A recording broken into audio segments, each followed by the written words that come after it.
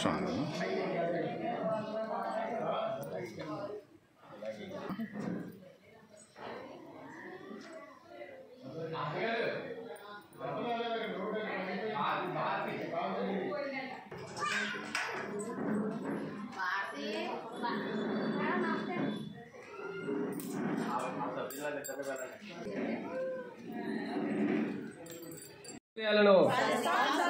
సాధిస్తాం ఈ ఆశయాలను.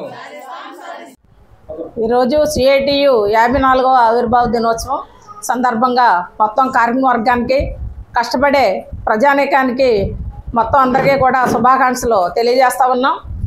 ఏదైతే సిఐటియు సంస్కరణవాద సంఘాలకు వ్యతిరేకంగా కార్మిక వర్గ ఐక్యత కోసం కనీస వేతనాలు, పిఎఫ్, ఈఎస్ఐ, బోనస్ వంటి కనీస సౌకర్యాలే కాకుండా ఈ సమాజం మారాలి, కార్మిక వర్గ రాజ్యం రావాలి అని చెప్పి ఏదైతే దీక్ష పూని ఈ సిఐటిని ఏర్పాటు చేసిందో ఆ హక్కుల కోసం నిరంతరం సిఐటియు కార్మికులకి అండగా నిలబడి పనిచేస్తూ ఉంది. అదే కాకుండా కార్మికుల్లో ఈ సమాజంలో సగభాగమైనటువంటి మహిళలు ఎవరైతే ఉత్పత్తిలో సగభాగంగా ఉన్నటువంటి శ్రామిక మహిళలు ఉన్నారో ఆ మహిళా హక్కుల మీద కూడా నిరంతరం పనిచేస్తూ ఉంది. కాబట్టి సిఐటియు ఈరోజు దేశంలో ఉన్నటువంటి బడా పెట్టుబడిదారులు ఎవరైతే ఉన్నారో వీళ్ళంతా కూడా ఈ ఉత్పత్తిలో మొత్తం ఉత్పత్తిని వాళ్ళు సొంతం చేసుకుంటున్నారు. అలా కాకుండా ఉత్పత్తిలో సగభాగం కార్మికులకి పంచాలని చెప్పేసి ఏదైతే డిమాండ్ చేస్తూ ఉందో దాన్ని కట్టుబడి ఈరోజు కార్మికులంతా ఐక్యంగా ఉండాలని చెప్పి మరోసారి శుభాకాంక్షలు తెలియజేస్తూ ఉన్నాం. జోహార్ జోహార్ జోహార్ కామ్రేడ్ బీటీ రాణదేవి గారు. జోహార్ కామ్రేడ్. ఈరోజు దేశవ్యాప్తంగా సిఐటియు వ్యవస్థాపక దినోత్సవం జరుగుతోంది.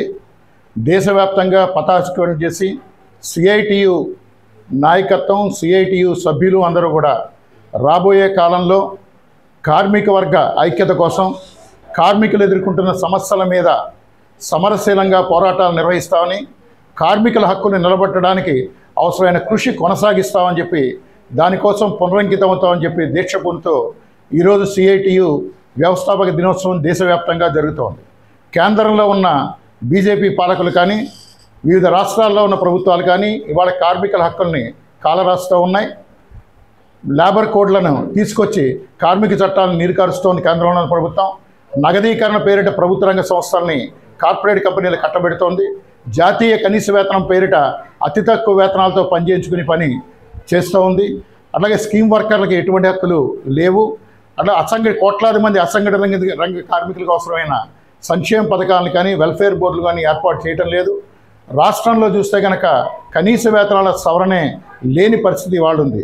సో ఇటువంటి సమస్యలన్నిటి మీద, అలాగే ప్రభుత్వ రంగంలో ఉన్న కాంట్రాక్ట్ అవుట్సోర్సింగ్ ఉద్యోగులు కావచ్చు, సిపిఎస్ ఉద్యోగులు కావచ్చు, వీళ్ళందరి సమస్యల మీద కూడా రాబోయే కాలంలో సిఐటియు రాజీ లేకుండా పోరాటం చేస్తుందని, ఆయా రంగాల్లో ఉన్న కార్మికులు, ఉద్యోగులు చేసే పోరాటాలకి సిఐటియు పూర్తి అండదండలు ఇస్తుందని చెప్పి తెలియజేస్తూ, దానికోసం పునరంకితవుతామని చెప్పి దీక్ష పూనుతో ఈరోజు దేశవ్యాప్తంగా సిఐటియు వ్యవస్థాపక దినోత్సవం జరుపుకుంటోంది.